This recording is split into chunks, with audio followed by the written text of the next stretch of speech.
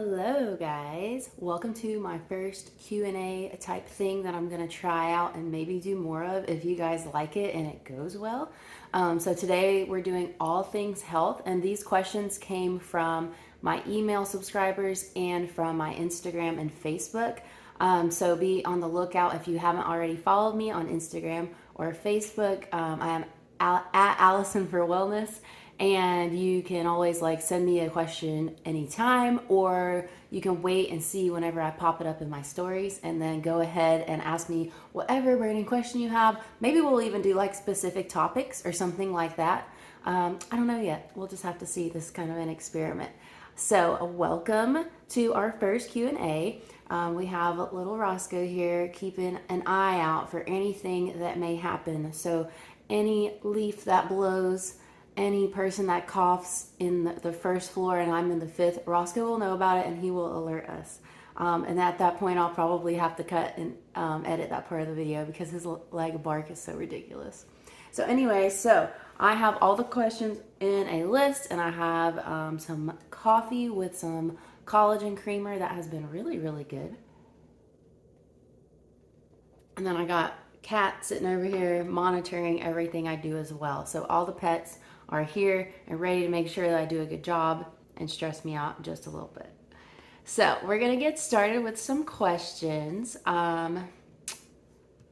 Let's see, where do we want to begin? I think I have about 20 questions or so I'm gonna try to get to all of them in a reasonable amount of time so that, this video doesn't go on forever and ever for everybody. So first question has to do with cutting out meat. So should I cut out meat from my diet?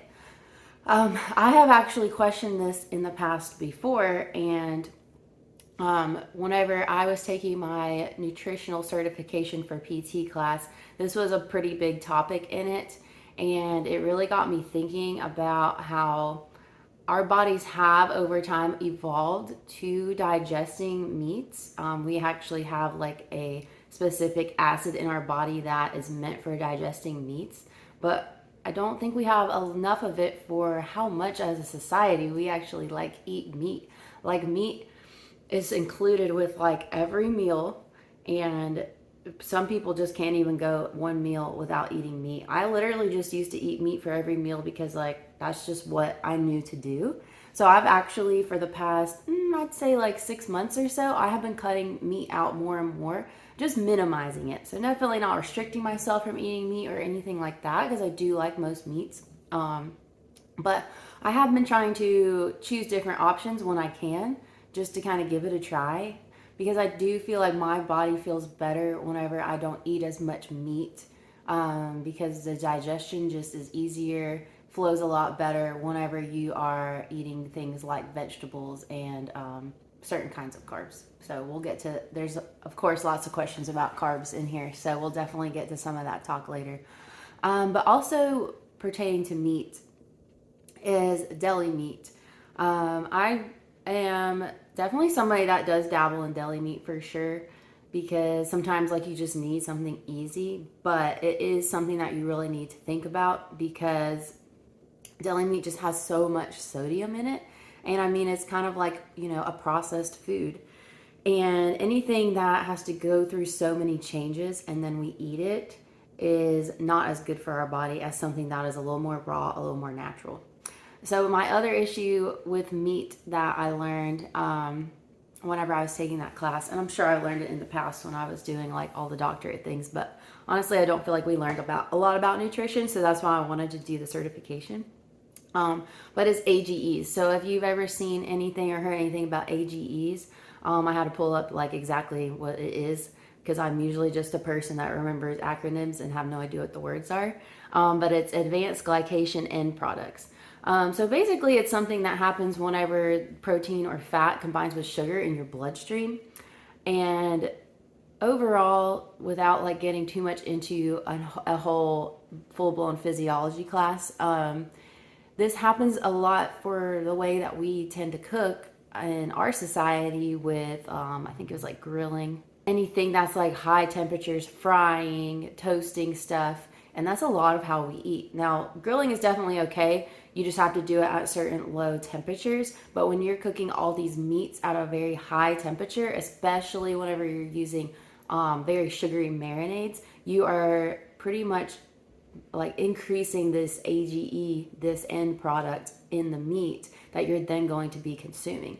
And you can consume a little bit of it, but just like with anything, when you're over consuming something like that, it's going to have bad effects on the body. And a lot of that is going to be like inflammation and eventual, gaining of fat, weight, all of that stuff that we want to try to avoid to be healthier. A short answer to that question is maybe try to start finding other products that you can eat instead of meat. Now, I don't necessarily suggest go getting like fake chicken or fake beef or whatever, because that's a whole other topic that we can eventually discuss. But using other sources of protein, like I use a lot of lentils as a protein source, and you can actually do a lot of stuff with lentils and replace some meals that have meat with something like that. So that's just a little bit about cutting out meat from your diet. I never suggest full on cutting stuff out either, because then eventually you're just going to crave it, and then like you might revert back and totally binge it, because that's exactly what I do. Okay, so next question is, how do you lose weight without dieting? Because I think somebody asked this question because I do talk about that on my Instagram and Facebook about how I don't necessarily promote dieting, and that is coming from somebody that has been a dieter in the past, and all kind of gone into a more of an obsessive type of dieting at points. And I have tried several different types of diets in the past, but I would definitely lose weight for sure. The first time I lost 30 pounds, I think, and pretty quick when I did a diet. And it's just it's really hard to keep the weight off whenever you do a diet, because you set out this specific amount of days and time that you're going to eat the specific way, and then you lose the weight, and then you start to tend to roll back into some bad habits if you haven't already remedied them. So that is a big part of how you lose weight without dieting. You have to start looking at your habits, and you have to start looking at more internal stuff, what do I need to heal and change and fix about me that is going to, help me eat the way that I want to eat. Because not everybody is just oh my gosh, I just want to eat all this fried food all the time because it makes me feel fantastic. Because chances are it doesn't really make you feel fantastic, but there's something going on deeper that is giving you this satisfied feeling whenever you eat certain foods. And that is something that you need to start looking at and figure out instead of just going on some kind of diet. Another thing that you can do, and I think there's a question that brings something up I'll talk more about in detail later, but is figuring out what works for your body, because not every quote unquote healthy food is going to work for your particular body, because we are all unique. We all look different. That means stuff on the inside of us is all really different too. So looking into figuring out what works for your body, what foods do, what foods don't. And there's all kinds of ways that you can do that, and all kinds of things that happen when you're eating that will give you a signal of hey, this doesn't work for me. So you just have to be aware, inner, and how you're feeling. Okay, I like this question. A few of the questions were kind of asking about me, and I like to just lend my experience to answer questions anyway. So well, this is perfect. So this question is, what made you start meditation, and is it hard? So I started meditating, I don't even remember now, because I feel like I started meditating probably in 2018, I want to say, because I was really at a point where I was struggling mentally. I had some difficulties passing my licensure exam for physical therapy, and I had already been through the doctorate program, and that program wore me down mentally, emotionally, physically. Any way you can be worn down, it wore me down. And I was not in a good place mentally. So one of the things I started doing whenever I was trying to work on my anxiety and managing my stress was attempting meditation. So doing guided meditations. And I did really well with that for a while, and then I kind of just fell off because things in my life changed. I moved, I got a new job, and I did not make time for meditation anymore. But I recently, well, not even recently, like I've been doing it probably over a year now, started meditating again, and it just works for me. I think honestly, some type of form of meditation probably works for everybody. You just have to be open and give it a chance. And you also have to like understand and explore the different types of meditation, because not all meditation is like sitting and like doing all this stuff and like humming to yourself. There's really cool types of meditation. I do the Insight Timer app. One of my favorite things to do is more of like a visualization meditation. And it's just cool because, you know, sometimes, especially at night, like when your brain is just like zoom, zoom, zoom, like rushing, all this stuff, it helps you like take a second to not think about that stuff anymore and like just focus on something else, like of nothingness. Like I think one of my favorite visualization meditations is like you get on this boat and you go through this river and then you like go to the other side of the river or something like that. And it's actually like really fun and it feels good, and you just get to like visualize all the stuff that makes you feel nice. I love nature and anything in the water. So a lot of the meditations I use is either like beach sounds or visualizations of like nature and stuff like that. And it feels amazing. So I started with guided because meditating is really hard. It is hard to like stop all your thoughts because once you're laying there, you're kind, or I like to lay down. I don't really sit. But once you're in the moment, then you're kind of starting to be like, oh, I need to like do the grocery list. I need to do this. I need to do that. And then you have to bring your brain back to being like, okay, hey, we're not thinking about stuff right now. But guided is really helpful for that because it is natural for your brain to want to go off and think about all these other things. So the guiding person usually like says, it's like, hey, let's bring it back. Like, don't think about that stuff anymore. So it's really, really great. And it's definitely something that I suggest everybody to try. It is a little bit hard at first, but anything that's different is hard at first. And you can even start with just like 2 minutes, 3 minutes, 5 minutes.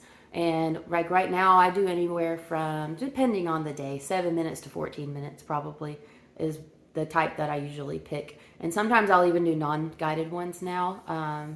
And I like doing that too because it can really clear your brain. Sometimes I like will cry during a meditation. It's just like randomly. Sometimes I will fall asleep, and that part kind of not good because then you kind of oversleep when you're supposed to be going to do something. So maybe you have somebody there that'll like wake you up. So yeah. Anyway, that's my spiel about meditation. Oh my God, Roscoe, please don't bark. No. Hey. Don't do it. Okay. I need like some kind of background music, but you can't really do that because like copywriting stuff or whatever, right? Okay, next question. Do you think I can fix my anxiety without medication? A few of these questions have to do with medication, so I'll try to kind of like divvy out my info as we go. I do think you maybe could. If you haven't tried already different techniques, I would suggest doing that. And if you're already on medication, you should definitely discuss with your doctor like tapering off or trying these techniques and then adjusting the medication. That the medication part needs to be done with your doctor because you can't just like get off of that kind of medication. That is honestly dangerous for your body. So definitely don't do that. But you can start implementing these certain things and then kind of see from there what happens. So I just talked about meditation. Huge for me and my anxiety. Like my anxiety is so much more manageable whenever I have been meditating. And it's more of a process too. Like I can't just like, no, I'm going to go do something that may make my anxiety worse and then meditate that day. Like it has to be a gradual build up of me meditating in order to be in a better like headspace and be able to address my anxiety. Another thing for anxiety is exercise. I mean, like just honestly things that you like to do kind of exercise. Like if you like to go on walks, if you have somewhere really pretty in nature, like a hike or something like that you can do, that is so good for anxiety. Therapy. I have done therapy before, like talk therapy, and that has been so helpful. In the past, I actually am looking to try to do that again because I really liked it. So therapy and just talking is so important, and taking breaks from like life stuff, which I know is hard whenever people are working a ton, especially as much as we do in our society. But taking mental breaks, even if it's just 2 minutes by yourself somewhere, and do some like really actually good deep breaths, like in through your nose, big deep breath, and then blowing out through your mouth. Doing like just 3 of those calming breaths can do so much for your anxiety. Like, it's insane, because a lot of times we're just going, going, going, going. And like, I don't even think we really even take full breaths half the time. So stopping, slowing down, and then that brings me to being more mindful. So those are some tips. Being mindful is like paying attention and being aware of how you feel throughout your day, and not being on autopilot so very much. Because what I noticed is my anxiety loved autopilot. Why can't I say that word? Autopilot, because it was like comforting a bit, and like wasn't as scary and didn't rile my anxiety up as much. So those are some things that you can try and see if that helps your anxiety. Now, some people, I mean, you may just have to be on medication. That just may be how your body's wired. So I would definitely say, no matter what though, implementing stuff like that, and there's so many more things you can do, would be beneficial regardless. Okay, somebody said, so how do you actually lower your blood pressure? And I think they asked that because, I mean, that's a lot of what I talk about on my Instagram and my Facebook, because that is my passion, is to help women lower their blood pressure from a more natural standpoint instead of the medication standpoint. So I actually am creating a free mini course, and I'm revamping it. I already had it running for a bit, but I wanted to really dive into things a little bit more deep now that I have worked with more women. And I created a new one, or I'm creating a new one. So it will be out very, very soon. I will be all over my Facebook and Instagram and YouTube, of how you can access the mini course. So be looking out for that. And that free mini course is called 3 Secrets to Lower Your Blood Pressure Naturally. So I'm going to go over how exactly you can lower your blood pressure naturally. So I'm going to save that answer for the mini course. So I'll make sure whoever sent this question in, that you get the details, and then you can take the course and get your question answered. Okay, so the next question is, what is keto? So most people have heard of like people doing keto diets, but I think a lot of people don't quite understand what it is. I mean, I've researched it a bunch of times, and sometimes I still am like, don't really understand. And I think a lot of that is because of the recipes that I see. Like, because on Pinterest, sometimes I'll look up like a lower carb recipes and stuff like that. And then, of course, it just pops up a bunch of keto stuff. And I have tried to do keto sort of, I feel like, in the past. But that's the thing that kills me. Hold on, let me go back to the Pinterest thing. I feel like I'm ahead of myself. So sometimes like a keto recipe will be like a bunch of veggies, some meat, and then like a crap ton of cheese, because it's like higher fat and protein, but like no carbs basically. Because you're trying to like make your body go into ketogenesis, science. You're trying to get your body into ketosis, and that's just like a different way that you can start to burn fat rather than the usual way of how your body does it. I really don't think it's super important to hash out the super specific science behind it, but just know that it is creating a different way for your body to burn fat. So like you have to do it right in order for that to actually work. Now in the beginning, it probably works for a lot of people, because chances are you may be consuming more carbs than your body needs to be consuming anyways. So whenever you start to like cut down the carbs, your body is obviously going to react to that. But what kills me is when people sometimes are like, yeah, I'm like kind of keto, or like, I did keto yesterday, but like that's just not really how it works. Like either you're working towards that type of diet and you are like trying to be in ketosis, or you're just eating a lower carb, high fat diet. And in the past, I'm trying to block Cat because I feel like it's gross that he's licking himself. In the past, I have like fallen in the trap of lower carbs, but then I'm like consuming like a ton of cheese. And like that just doesn't make any sense, but I fell into that trap, and you may too. And you need to know that like that's just massive amount of cheese that a lot of these recipes have, it doesn't do anything good for you. So that is my spiel on keto and what it is and all that. Next question. I've been eating more vegetables but haven't lost any weight. Why do you think that is? So I have had this issue too. I actually noticed this happening last year. I was just still kind of eating my normal way that I eat, which was fairly considered healthy, I suppose. A lot of vegetables, proteins, and limiting more fried foods and fatty kind of foods and things like that. But I had vegetables pretty much every meal, but I realized I wasn't focusing on the most important nourishing things. I just was adding vegetables to stuff, basically, if that makes sense. I want some pizza, so I'm just gonna add some vegetables to it. And I was kind of reverting back to some bad habits of kind of binging on whenever it's exciting times, like weekends, stuff like that. So you need to just kind of take a look at how you feel when you're eating and what you're doing, and see if there's any emotional connection with it. Because I am definitely an emotional eater. And then also too, you may have just fallen into certain ways, and you might need to change things up a little bit. One really important thing I did for myself was doing a food sensitivity test and figuring out what foods my body is more sensitive to. And then I started minimizing those things, and I lost I lost 20 pounds in I don't know, a couple months or something, just by not eating. For me, it was dairy, grains, chicken, eggs. I think that was my main ones.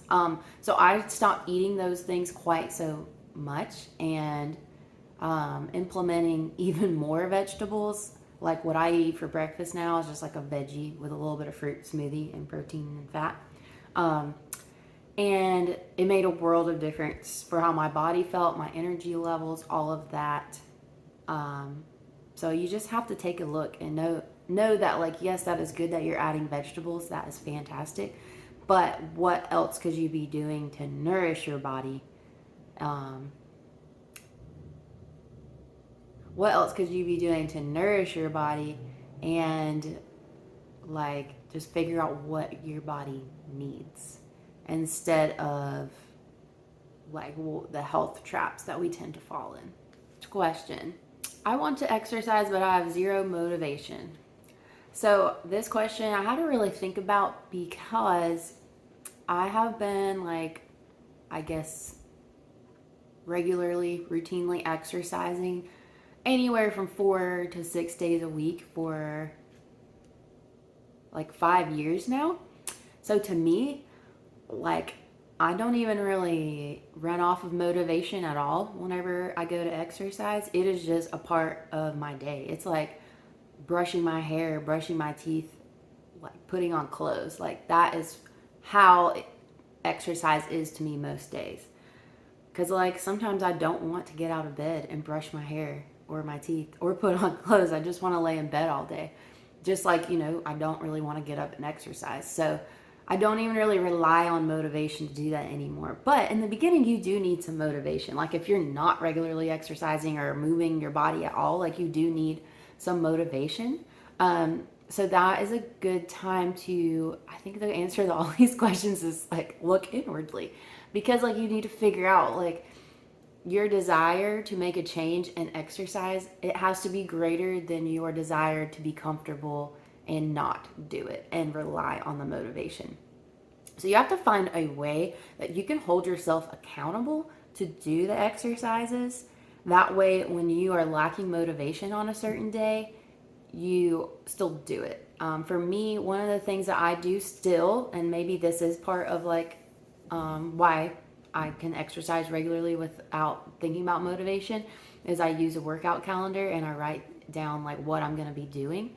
That way I can go and like cross it off when I'm done, and that feels really good to me and motivates, I guess, me to work out so I can go cross it off.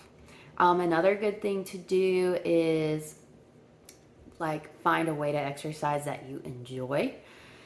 Maybe like we talked about, walking, hiking, I don't know, something that you like to do, swimming, something enjoyable where you're moving your body, and you can go do that for 30 minutes a day, of like intentional movement. And try doing something you enjoy to start with. Don't just like pick up on the first like rigorous exercise program you see advertised on your Instagram, or fall into like having to spend thousands of dollars on equipment to start exercising. Like, go out and just do something you like to do. And the more you do that, the more you may then become interested and motivated to try other types of exercises. All right, so another question we have here: do supplements work? I like this question because that is something I want to do more understanding and research with, because it is so like here and here. Like, some research says like that it works and some research says that it doesn't. Here's where I'm at with supplements.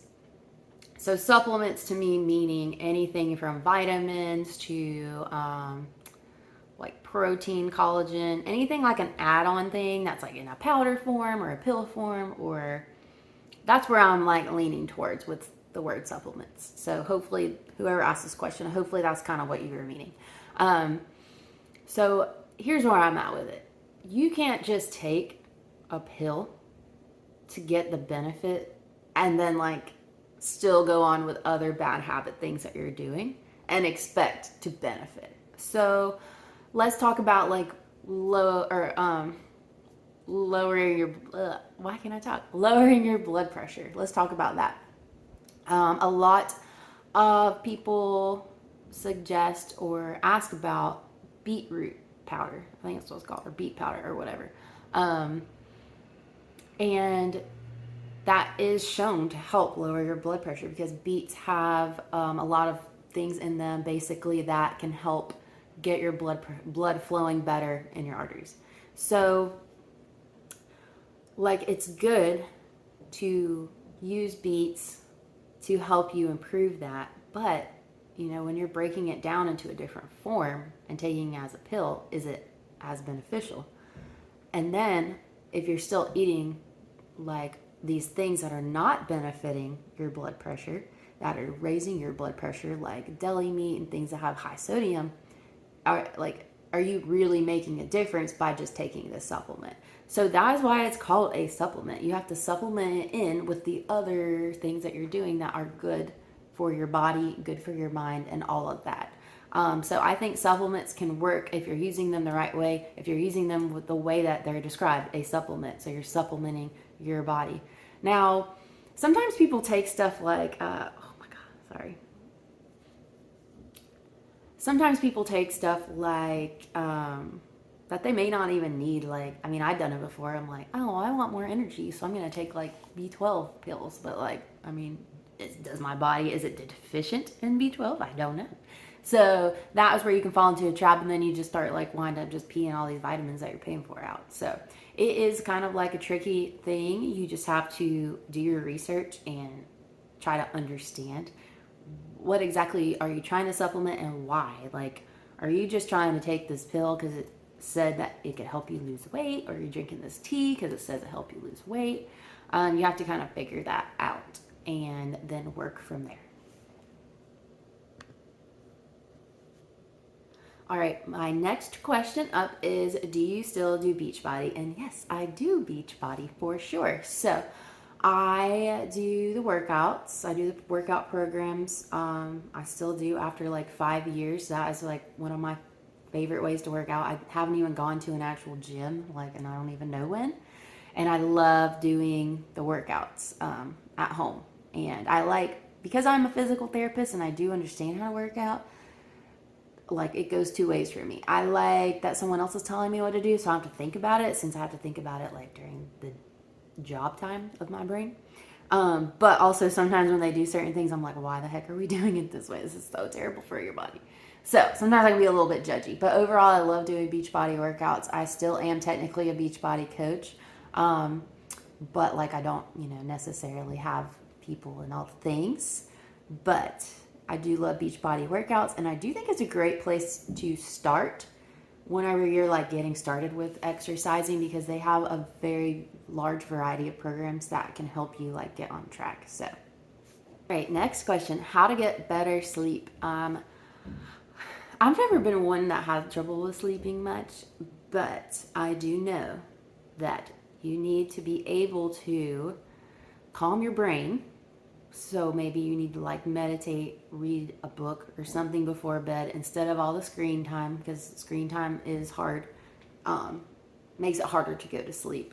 Do something that exhausts you a little bit, throughout the day. Like a lot of our jobs are sitting and sedentary, so go out and do something that makes you tired out.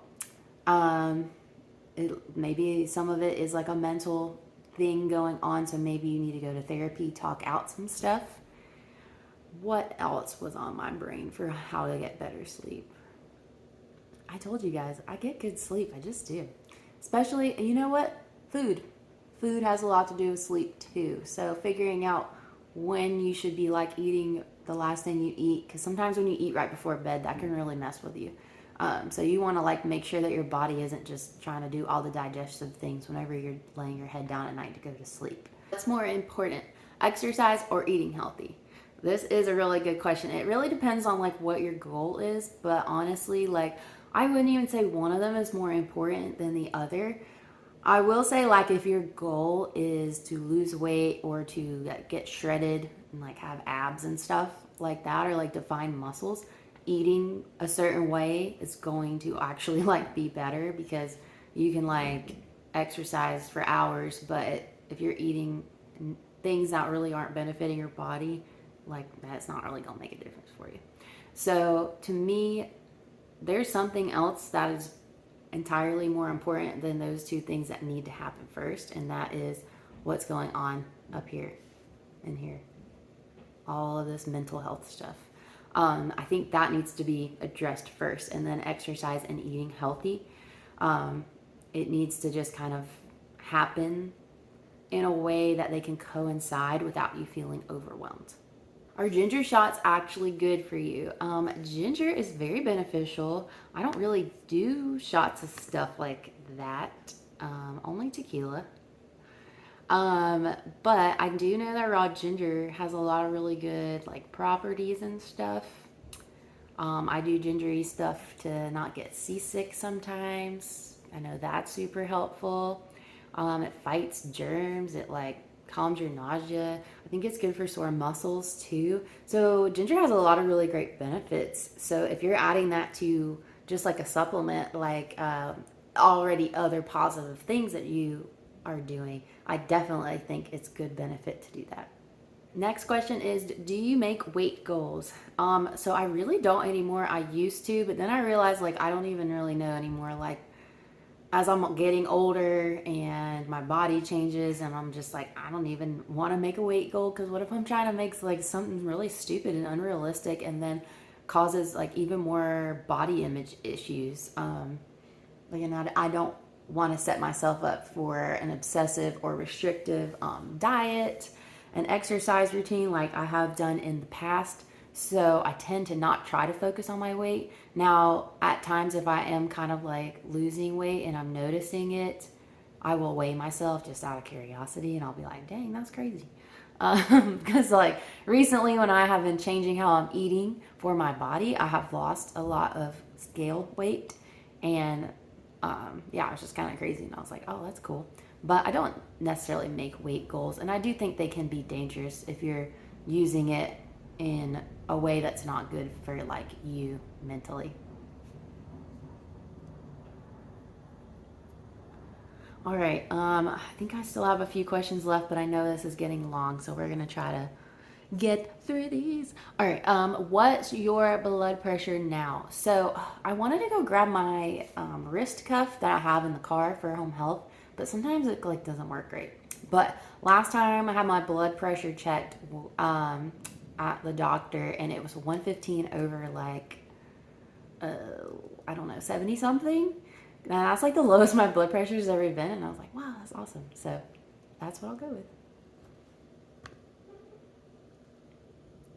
We talked a little bit about anxiety and me personally with anxiety. This question is, do you take medicine for my anxiety? I do not, and I've actually never taken medicine. I have taken beta blockers, but they weren't prescribed to me, so that's kind of weird that I did that. But that was like in college. That was wild because I used to have a resting heart rate of like 100, and then I started taking beta blockers, and I was like, is it still pumping? Because it's like in the 40s now. So yeah, don't ever take something that is not prescribed to you. That was a really terrible idea, but I did like it. But now that I have worked on a lot of things in here, I don't take anything, and I hopefully don't ever have to. But sometimes you do, and that's okay. But I'm gonna try to do the things I can do naturally first before I do that.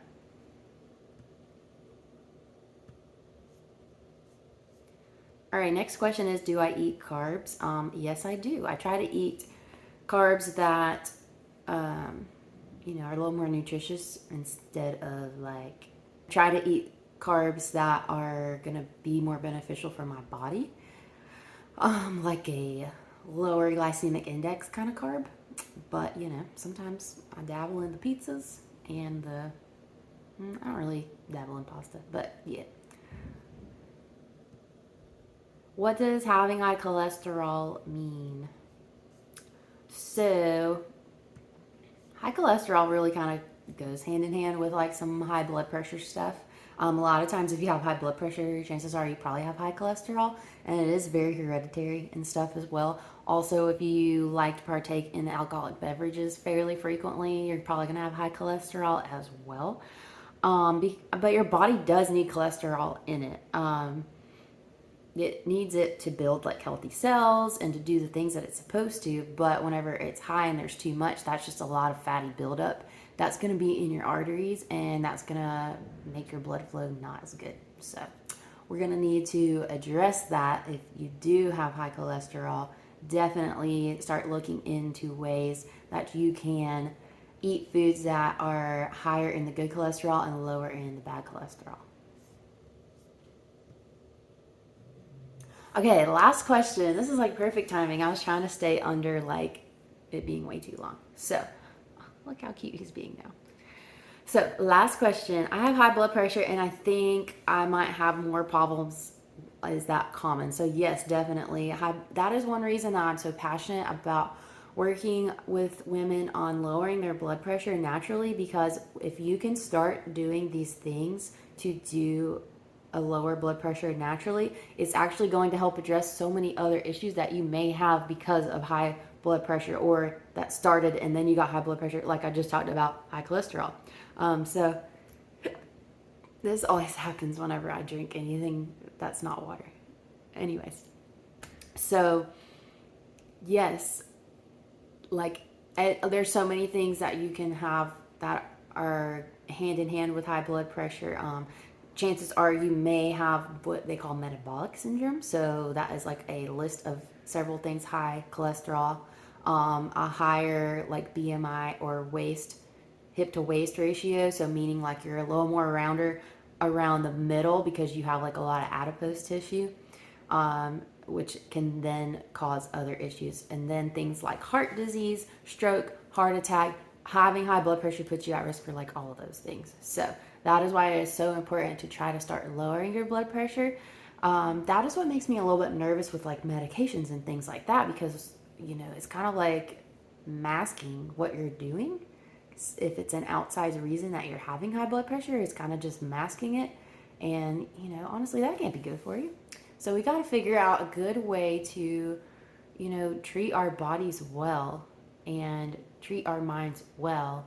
And I think a lot of it comes from the mind first, emotions first. A lot of the things that we tend to get trapped into doing is from emotions. A lot of fake healthy marketing preys on our emotions, especially when we're in a time of like feeling bad about ourselves or body image struggles. And unfortunately, that is how a lot of companies make money off of us. I have been there for sure. I have spent a lot of money on stupid crap that preyed on my body image issues, and B, I may have also been a part of it at times whenever I was a Beachbody coach and I'd be putting like my before and after pictures and stuff like that. So I don't love that happened.